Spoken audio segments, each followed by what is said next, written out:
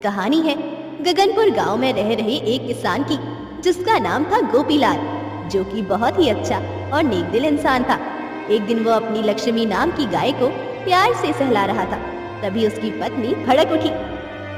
अरे, घर में पत्नी भी है, बच्चे भी हैं, हमसे बात करने का समय तो नहीं है आपके पास।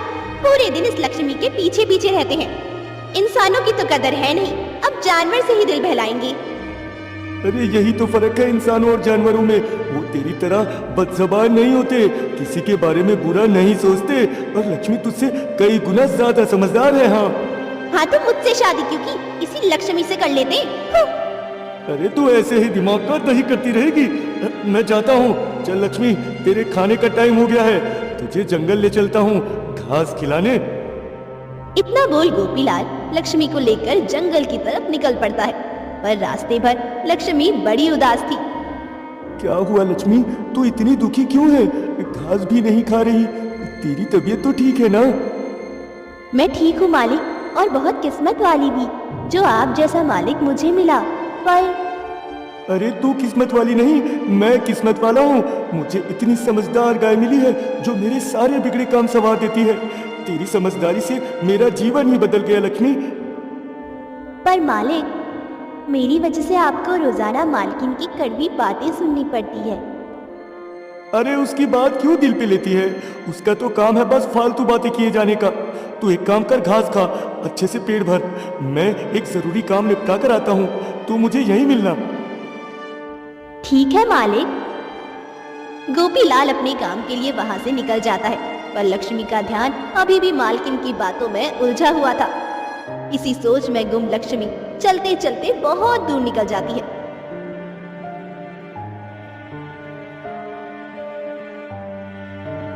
उधर गोपीलाल वापस लक्ष्मी को लेने जैसे ही वहां आया, और लक्ष्मी को ना पाकर परेशान हो जाता है। अरे यही तो छोड़ा था लक्ष्मी को, पता नहीं कहाँ चली गई। गोपीलाल हर तरफ लक्ष्मी को ढूंढता है, पर वो कहीं भी नहीं मिलती। जरूर चंदा की बातों को दिल पे ले लिया होगा लक्ष्मी ने। हे भगवान, पता नहीं कहाँ होगी मेरी लक्ष्मी। उसे कैसे भी करके मेरे पास भेज दो भगवान, हे भगवान। उधर काफी समय बीत जाने पर लक्ष्मी आसपास देखकर हैरान रह जाती है। अरे, लगता है मैं काफी दूर निकल आई हूँ। मालिक मुझे देखकर परेशान हो रहे होंगे, मुझे वापस लौटना चाहिए। जैसे ही लक्ष्मी वापस लौटने लगी, तभी उसे कोई आवाज सुनाई दी।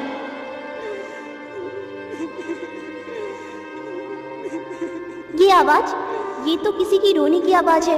लगता है कोई मुसीबत में है, मुझे देखना होगा, क्या पता किसी को मेरी मदद की जरूरत हो। लक्ष्मी उस तरफ चलने लगी जहां से रोने की आवाज आ रही थी। तभी उसे एक घायल हिरन नजर आया। लक्ष्मी दौड़ के उसके पास जाती है। अरे, तुमको तो बाण लगा है, बहुत खून भी बह रहा है। अगर इसे समय पर निकाला नहीं गया तो तुम मर जाओगी। हाँ, मेरी मदद करो, मैं जीना चाहती हूँ, मेरी मदद करो। तो तुमको ये बाण लगा कैसे? अभी इस सब का समय नहीं है, तुम्हें मेरी मदद करनी होगी। हाँ, तुम रुको, मैं इसे निकालने की कोशिश करती हूँ। नहीं, ये तुमसे नहीं होगा, तुम एक गाय हो, तुम ये बाण नहीं निकाल पाओगी। इसके लिए तुम्हें किसी इंसान की जरूरत पड़ेगी। मेरी मदद करो और किसी इंसान को ले आओ, वही मेरा जीवन बचा सकता है। ठीक है, तुम चिंता मत करो, मैं जल्दी ही किसी को लेकर आती हूँ। तुम चिंता मत करो, थोड़ा समय लग सकता है, पर तुम मेरा इंतजार करना। इतना बोल लक्ष्मी किसी को ढूंढने निकल पड़ती है। गोपीलाल परेशान सा घर पहुंच जाता है, तो उसकी पत्नी देखते ही टोक देती है। आज ऊपर 12 क्यों बजे है जी? अरे तू तो बोल ही मत मेरे सामने आज। तू तो चाहती थी ना कि मेरी लक्ष्मी ये घर छोड़ दे, वैसा ही हुआ। वो घर छोड़कर चली गई, मुझे अकेला छोड़कर। अब उसके बिना मेरा क्या होगा? अरे, आप तो ऐसे कर रही हैं जैसे परिवार का सदस्य छोड़ के चला गया हो। एक गाय ही तो है। मेरे लिए बस वो एक गाय ही नहीं थी। हे भगवान, बस जल्दी से मेरी लक्ष्मी मेरे पास वापस लौट आए।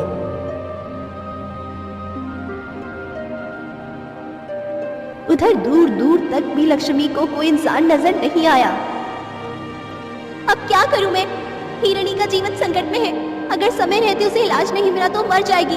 अब मुझे मालिक के पास ही जाना होगा, वो ही हिरणी की मदद कर सकते हैं। हाँ, ये सही रहेगा। ये सोच लक्ष्मी गोपीलाल के घर की तरफ चल पड़ती है। जैसे ही उसने गोपीलाल के घर में कदम रखा, उसे देखते ही गोपीलाल खुशी से उछल पड़ा। अरे लक्ष्मी, तू वापस आ गई। तू ठीक है ना? मैं ठीक हूँ मालिक, पर आपको मेरे साथ चलना होगा। जंगल में एक हिरणी को बाण लगा है, अगर वो बाण निकाला नहीं गया तो हिरणी मर जाएगी। हाँ हाँ ठीक है, मैं चलता हूँ। मैं उसकी मदद जरूर करूंगा। चलो मेरे साथ।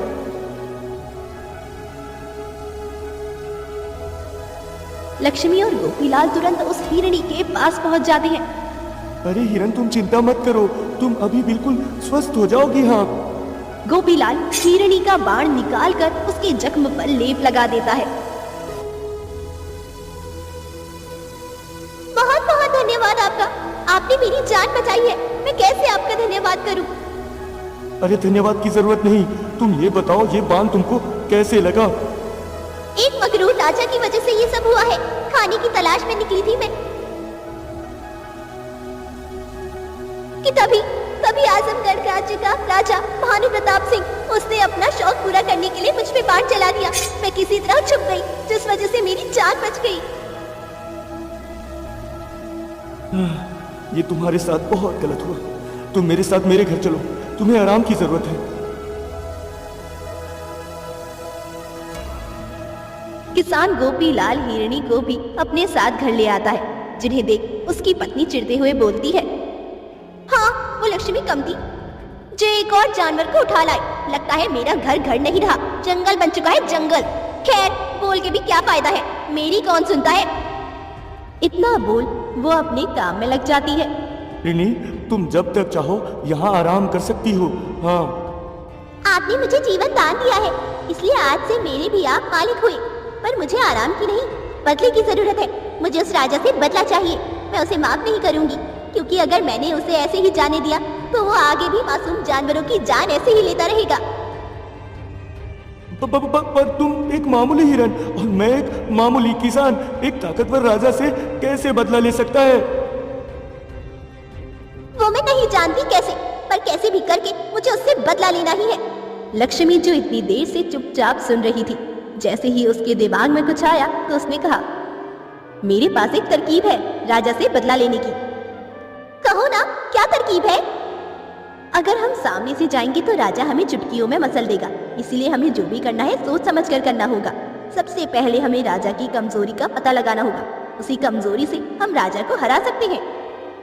अरे वाह, एकदम सही कहा। इसलिए मैं कहता हूँ तुम बहुत खास हो लक्ष्मी, तुम्हारे पास अक्ल का खजाना है, खजाना। ऐसे ही कुछ दिन निकल गए। हिरणी, किसान और लक्ष्मी तीनों ही राजा की कमजोरी का पता लगाने लगते हैं। और एक दिन लक्ष्मी ने अपने तेज दिमाग से पता लगा ही लिया और आकर हिरणी और किसान से बोली, राजा की कमजोरी उनका पुत्र राजकुमार दक्ष है। राजा सबसे अधिक प्रेम अपने बेटे से करते हैं। हाँ, इसका मतलब हमें राजकुमार दक्ष को अपना निशाना बनाना होगा, तभी हम राजा से बदला ले पाएंगे। सही कहा मालिक। अब देखना उस राजा का गुरूर कैसे उसके पैरों में आता है, पर राजकुमार को अपना निशाना कैसे बनाएंगे। उसका इलाज है मेरे पास। कैसा इलाज मालिक? विशालगढ़ की राजकुमारी मेघा, सुना है उसकी खूबसूरती के चर्चे बड़े मशहूर है।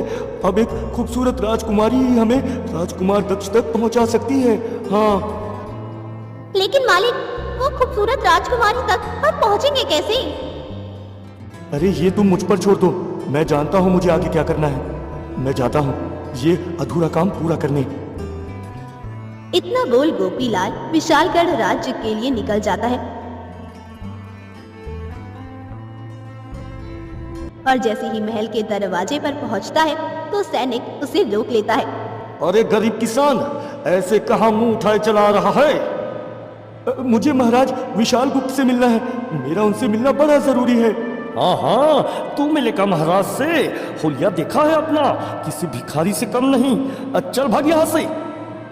सबसे पहली बात तो मैं कोई भिखारी नहीं हूँ, बल्कि एक मेहनती किसान हूँ जो अपनी मेहनत के दम पर खाता है। और दूसरा, मैं भानु प्रताप सिंह के खिलाफ आया हूँ। भानु प्रताप आपके महाराज के सबसे बड़े दुश्मन हैं और मुझे पूरा यकीन है कि वो मुझे मना नहीं करेंगे। ये सुनकर सैनिक का रंग फीका पड़ जाता है। अरे माफ कीजिएगा, मुझे पता नहीं था आप भानु प्रताप के खिलाफ खबर लाए हैं, वरना मैं आपको कभी नहीं रोकता। आपके हाथ पैर जोड़कर विनती है, जो बदतमीजी मैंने आपके साथ की वो महाराज को मत बताइएगा। हाँ हाँ हाँ ठीक है, नहीं बताऊंगा। अब चलो।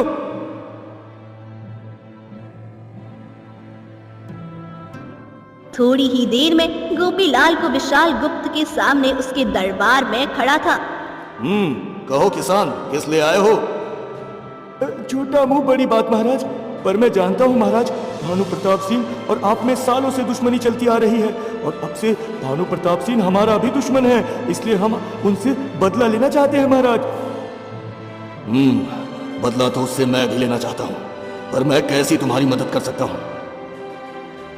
आपकी बेटी राजकुमारी मेघा, जिनकी खूबसूरती के चर्चे हर राज्य में मशहूर है, उनकी मदद से राजकुमारी मेघा को राजकुमार दक्ष को अपने प्यार के जाल में फंसाना होगा और उसी के चलते हम राजा भानु प्रताप से बदला ले पाएंगे। हाँ, परंतु बदले के मोह में हम अपनी पुत्री को संकट में नहीं डाल सकते। उसे कुछ हो गया तो राजकुमार दक्ष ने हमारी बेटी के साथ कुछ गलत कर दिया तो उसकी जिम्मेदारी मैं लेता हूँ महाराज, आपकी बेटी पे आज भी नहीं आएगी। हाँ अच्छा ठीक है। वैसा ही हुआ। राजा विशाल गुप्त ने अपनी खूबसूरत बेटी मेघा को किसान गोपीलाल के साथ भेज दिया। वो दोनों एक जंगल में आ गए, जहाँ लक्ष्मी और हिरणी पहले से ही मौजूद थे। मालिक आ गए, आप राजकुमारी मेघा को भी साथ लाए हैं। मुझे पूरा यकीन है अब उस क्रूर राजा से हमें बदला लेने से कोई नहीं रोक सकता। हाँ सही कहा हिरणी। और आप राजकुमारी, क्या आप राजकुमार दक्ष को अपने प्रेम जाल में फंसा पाएंगी? बिल्कुल, उस राजकुमार और उसके पिता की वजह से मेरे पिता ने इतना कुछ सहा है। बदला तो मैं भी चाहती हूँ। राजकुमार दक्ष को मेरे झांसे में आना ही होगा। ठीक है, फिर तुम यही छुप जाओ। राजकुमार दक्ष सैर करने इधर आते ही होंगे, तब तक हम घर जाते हैं। हाँ, परंतु मुझे वस्त्र बदलने होंगे। मैं एक राजकुमारी बनकर नहीं, बल्कि एक आम सी लड़की बनकर राजकुमार का दिल जीतूंगी।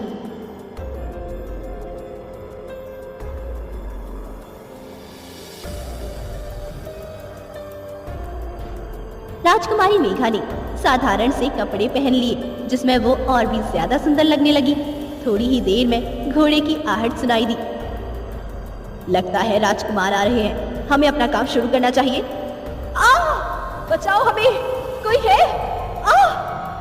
राजकुमार दक्ष, जो अपने एक मित्र के साथ था। मोहित, हमें लगता है कि कोई मुसीबत में है, हमें उसे बचाना होगा। चलिए राजकुमार, आवाज उस तरफ से आ रही है। दोनों आवाज की तरफ चलते हैं और राजकुमार मेघा तक पहुंच जाते हैं। राजकुमार झट से घोड़े से उतरकर मेघा के पास पहुंच जाते हैं। क्या हुआ? आप ठीक हैं? और ऐसे रो क्यों रही हैं? हमारे पैर में चोट लग गई है, शायद पैर में कुछ चुभ गया है। ये देखिए, खून भी निकल रहा है और हम चल भी नहीं पा रहे हैं। राजकुमारी मेघा इतनी खूबसूरत थी कि राजकुमार उसकी खूबसूरती में जैसे खो सा गया था। सुनिए, कहाँ खो गए हैं आप? हमारी मदद कीजिए, हमारे पिता हमारा इंतजार कर रहे होंगे। क्या आप हमें हमारे घर तक पहुंचा देंगे? हाँ हाँ, क्यों नहीं। चलिए, हम अपने घोड़े पर आपको छोड़ देते हैं। आपका धन्यवाद। राजकुमार मेघा को अपने घोड़े पर बिठाकर गोपीलाल के घर की तरफ चलने लगता है। वैसे इस खूबसूरत हसीना का नाम क्या है? मेघा, मेघा नाम है हमारा। बहुत सुंदर, बिल्कुल आपकी तरह। चलते चलते वो गोपीलाल के घर के दरवाजे में पहुंच जाते हैं तो लक्ष्मी, हिरणी और गोपीलाल तीनों ही देखकर समझ गए कि राजकुमारी ने अपना काम कर दिया। राजकुमार मेघा को दरवाजे पे छोड़ देते हैं। आपका बहुत बहुत धन्यवाद, आपने हमारी इतनी मदद की। आपका भी धन्यवाद खूबसूरत हसीना, हमसे यूं टकराने के लिए। हम आपसे दोबारा मिलने जल्द ही आएंगे। इतना बोल राजकुमार अपने दोस्त के साथ वहां से चले जाते हैं। तभी उसका मित्र मोहित उससे कहता है, लगता है राजकुमार को वो गरीब और साधारण सी मेघा पसंद आ गई है। हाँ मित्र, पसंद तो आ गई है। प्रेम में कोई अमीर और गरीब नहीं होता और हमें पहली नजर में ही उनसे सच्चा वाला प्रेम हो गया है। परंतु राजकुमार, अगर महाराज आपकी और मेघा के विवाह के लिए नहीं माने तो के लिए सारी दुनिया से लड़ जाएंगे और उनको अपना बनाकर ही दम लेंगे। ऐसे ही कुछ दिन बीत गए। राजकुमार रोजाना मेघा से मिलने आता था। राजकुमार पूरी तरह से मेघा के प्रेम में डूब चुका था और अब वो दिन भी आ गया था जब हिरणी, लक्ष्मी, गोपीलाल और मेघा ने राजकुमार को बंधक बनाने का सोचा। जैसे ही राजकुमार मेघा से मिलने आया, उन्होंने राजकुमार को एक सख्त कमरे में बंद कर दिया और राजकुमार के पिता भानु प्रताप को एक पैगाम भिजवाया। महाराज, बुरी खबर है। आज सुबह से राजकुमार दक्ष गायब है और साथ में किसी का पैगाम आया है। इसमें लिखा है कि किसी किसान ने राजकुमार को बंधक बना लिया है। क्या हमारे बेटे को बंधक बनाने की जरूरत किसने की? हम उससे मिलना चाहते हैं। आखिर वो हमसे क्या चाहता है? ये नहीं पता, पर वो आपसे मिलना चाहते हैं। मिलने की जगह भी इसमें लिखी हुई है। हमें तुरंत निकलना होगा महाराज। ठीक है, चलो तुरंत। राजा भानु प्रताप अपने मंत्री के साथ तुरंत उस जगह पहुंच जाते हैं जहां पहले से ही हिरणी, गोपीलाल, लक्ष्मी, राजकुमारी मेघा, उसके पिता राजा विशाल गुप्त और रस्सियों से बंधा राजकुमार भी था। ये क्या हालत बनाई हुई है मेरे बेटे दक्ष की? इसको क्यों बांधा हुआ है? इसे खोल दो, इसे जाने दो। जब मुझे बाढ़ मारा था, मैं भी रोई थी, चिल्लाई थी, तब तुमको तरस आया था। क्रूर राजा, जब तुमको मुझ पर दया नहीं आई, तो मैं क्यों तुम पर और तुम्हारे बेटे पे दया करूं? हाँ, हिरनी एकदम सही कह रही है। अगर आप राजा हैं तो क्या आपको एक बेजुबान को मारने की इजाजत है? मासूम जानवरों को मारकर कैसी खुशी मिलती है आपको? इंसाफ तो चाहिए मुझे। हाँ, तुमने हमेशा मुझे दुख पहुंचाया है। कहने को तो तुम मेरे मित्र थे भानु प्रताप, पर दौलत के नशे में मुझे नीचा दिखाने में कोई कसर नहीं छोड़ी तुमने। इसलिए बदला तो मैं चाहता हूँ। बिल्कुल, आपकी वजह से मेरे पिता ने कितनी रातें जागकर बिताई है और मैंने देखा है हिरणी का जख्म जो आज तक नहीं भरा। उसने कितना दर्द सहा, इसलिए बदला तो मुझे भी चाहिए। राजकुमार दक्ष, जो कब से ये सब देख रहा था, जिससे वो इतना प्रेम करने लगा था, वो उसके खिलाफ थी। ये देख उसकी आंखों में आंसू बह जाते हैं और अपने बेटे को इस हालत में देख राजा भानु प्रताप सिंह का गुरु टूट के चकनाचूर हो जाता है और उसने हिरणी के सामने हाथ जोड़ लिए। हिरणी, मुझे माफ कर दो। शिकार के शौक में कब मैंने जानवरों को जानदार समझना भूल हो गया। मुझे पता नहीं चला। आज एक जानवर ने ऐसी मेरी आंखें खोल दी। अपने बेटे को इस हालत में देखकर मैं टूट गया हूँ। मुझे माफ कर दो हिरणी। कैसे माफ कर दूं? मैं कैसे भरोसा करूं कि आज के बाद तुम किसी जानवर से नहीं खेलोगे, उन्हें फिर से नहीं मारोगे? मैं अपने बेटे को इस हालत में देखकर समझ गया हूँ कि मैं कितना गलत था। मैं वादा करता हूँ फिर कभी ऐसा नहीं करूँगा। मुझे माफ कर दो और मेरे बेटे को छोड़ दो। ठीक है, माफ किया, क्योंकि तुम्हारी आंखों में मुझे सच्चाई दिख रही है। ये सुनकर राजा की आंखों से खुशी के आंसू बह निकले। हिरणी, तुम्हारा बहुत बहुत धन्यवाद। और विशाल गुप्त, मैं तुमसे माफी मांगता हूँ दोस्त। दौलत के मोह में मैं अंधा हो गया था। आगे से कभी ऐसा नहीं होगा। हाँ ठीक है भानु प्रताप, तुमको माफ किया। तभी गोपीलाल राजकुमार की रस्सियां खोल देता है और वो आजाद हो जाता है। राजकुमार मेघा के पास आकर कहता है, मुझे नहीं पता था कि तुम राजकुमारी हो, फिर भी मैंने तुमसे इतना प्रेम किया और तुमने मुझे सिर्फ धोखा दिया। उसके बावजूद मैं तुमसे अभी भी प्रेम करता हूँ। क्या तुम अभी भी मुझसे शादी करना चाहोगी? मेरी रानी बनना चाहोगी? ये सुनकर राजकुमारी मेघा की आंखों में आंसू आ जाते हैं। मैं एक साधारण लड़की हूँ, ये जानकर भी आपने मुझसे इतना प्रेम किया। मैंने आपको झूठे प्रेम के जाल में फंसाया, आपको बंदी बनाया। उसके बावजूद भी आपने मुझसे इतना प्रेम किया, अभी भी मुझसे विवाह करना चाहते हैं। ये जानकर तो मैं धन्य हो गई। आज मुझे भी आपसे सच्चा प्रेम हो गया। राजकुमार, हाँ, मैं आपसे विवाह जरूर करूंगी। ये सुनकर सभी मुस्कुरा उठे। सभी के गिले शिकवे मिट गए। राजा ने अपनी गलती सुधार ली थी। राजकुमारी मेघा और राजकुमार दक्ष का विवाह करवा दिया, जिससे वो एक सुखी जीवन